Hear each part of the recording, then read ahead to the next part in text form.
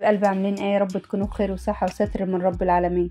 احنا معانا رز معمر، ومعانا فراخ في قلب الرز المعمر، ومعانا حمام في الرز المعمر، ومعانا كل حاجة احنا دافنينه يا جدعان. تعالوا نشوف احنا عملنا الحلاوة دي ازاي.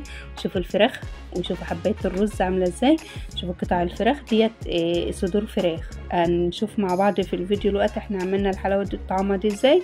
والحمام طبعا انا عاملاه معاكم كم مرة قبل كده، فانا صورته بس ما صورتوش معاكم. بس طريقة الحمام والرز اللي في طريقة الحمام والفراخ اللي في الرز المعمر هوريكم ان شاء الله بتعمل ازاي. معانا هنا معلقة سمنة بلدي حلوة كده محترمة، او زبدة او زيت او اللي موجود عندك، بس المستحب سمنة بلدي يعني عشان ده ينزل في المعمر يديله طعم وتست حلو. وهننزل عليها بالبهارات. دي صدور فراخ متقطعة مكعبات كده. لو انت عايزة تحطها قطع كبيرة شوية عن كده حطيها، لو عايزة مكعبات كده تكون افضل يعني، بس انا عملتها مكعبات عشان اللي ياخد قطع على قد المعلقة كده تبقى حلوة يعني. وهننزل عليها بفلفل اسمر وشوية كمون وشوية كزبرة، بس مش هحط بهارات اكتر من كده علشان مش عايزة اغمق حباية الرز المعمر بتاعتي. هنحطها كده تعصق على البوتاجاز بالطريقة دي. وهنيجي هنا في الرز نحط الملح بتاعه ونقلبه بالطريقة دي. احنا معانا طاجن صغير وطاجن كبير زي ما انتم شايفين كده. او هتحطي تنزلي عليها بمعلقتين 3 سمنه بلدي، وتوصي شويه بالسمنه البلدي عشان يبقى طعمه حلو. لو ما عندكيش سمنه بلدي ضيفي زبده، وكان عندي حته القشطه دي برضو ضفتها. لو كان عندي قشطه اكتر كنت ضفت اكتر، بس هي دي اللي كانت موجوده يعني لو عندك كميه اكتر من كده قشطه ضيفيها. لو انت عايزاه مش دسم قوي اعمليه زي ما انا بعمله كده عشان ما يبقاش دسم قوي برضو، مع شويه السمنه اللي احنا حطيناها مع الفراخ.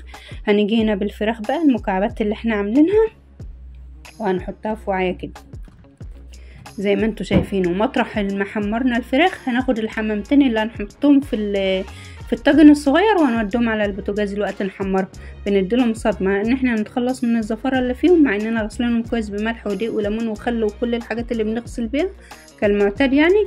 بس هديلهم صدمه التحمير على البوتاجاز قبل ما انزلهم في الطاجن عشان يدوا طعم الطاجن حلو. وهنزل هنا دي معلقه زبده صغيره كده. هقلب حته هنا وحته هنا. لو ما عندكيش وعايزه تضيفي شويه زيت بس ماشي. هو اللحم المعمر يعني هيبقى طعمه زي العسل بالفراخ دي من غير زبده ومن غير اي حاجه، بس انا بحب اعلي التست شويه يعني. نزلت على المعمر بالفراخ كده. وهندي بقى مقدار اللبن بتاعنا. شوفي الرز بيحتاج لبن قد ايه، واسقي المعمر بالطريقه دي، واسقي الطاجن الصغير برضو بالطريقه دي. حته الزبده لقيتها كده كتله كبيره فحبيت ان انا اقسمها حتت صغيره عشان تبقى متوزعه على وش المعمر كله بالطريقه دي اللي احنا شايفينها مع بعض.